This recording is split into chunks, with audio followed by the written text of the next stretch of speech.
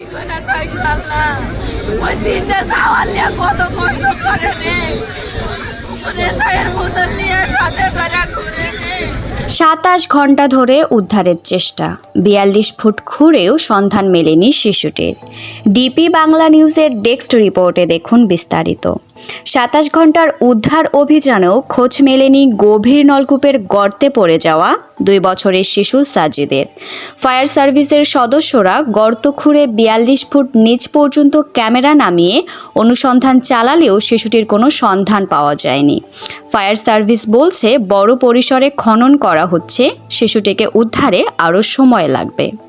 এদিকে সাজিদকে অক্ষত অবস্থায় উদ্ধারের সর্বোচ্চ চেষ্টা চালিয়ে যাচ্ছেন ফায়ার সার্ভিসের কর্মীরা। এতে তাদের ৮টি ইউনিটের পাশাপাশি ৩টি এক্সকাভেটর দিয়ে মাটি খননের কাজ চলছে।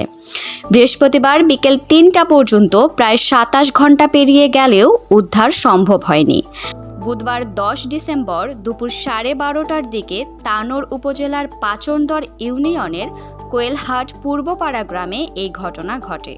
শিশু স্বাধীন কোয়েলহাট পূর্বপাড়া গ্রামের রাকিব উদ্দিনের ছেলে।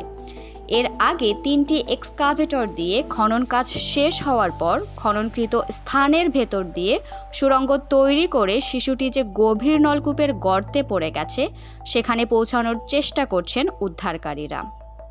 তবে পানি এবং কাদার কারণে কাজ ব্যাহত হচ্ছে। ঘটনার পর গভীর রাত পর্যন্ত কয়েক দফা নলকূপের প্রায় ৩০ ফুট গভীরতায় ক্যামেরা নামানো হলেও ওপর থেকে পড়ে যাওয়া মাটি এবং খড়ের কারণে শিশুটিকে দেখা যায়নি। একই দিন দুপুরে শিশুটির কান্নার শব্দ শোনা গেলেও এরপর আর কোনো সাড়া পাওয়া যায়নি।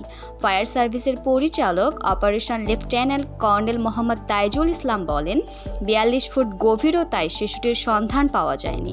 উদ্ধার ছাড়া বিকল্প নেই, তাই বড় পরিসরে খোঁড়ার কাজ চলছে।